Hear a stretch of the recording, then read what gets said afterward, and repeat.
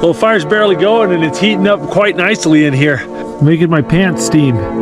That's why everyone calls me Hot Pants. Nobody calls me that. All this wood is wet and cold, so we're gonna put it around the stove to dry it out before we throw it in. I'm gonna string up a little clothesline to start drying my gloves out. I brought a little luxury item here.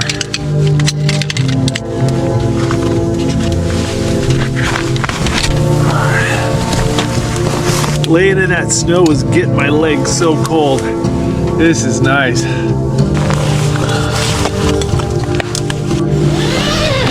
Oh. You can really feel the temperature difference out here.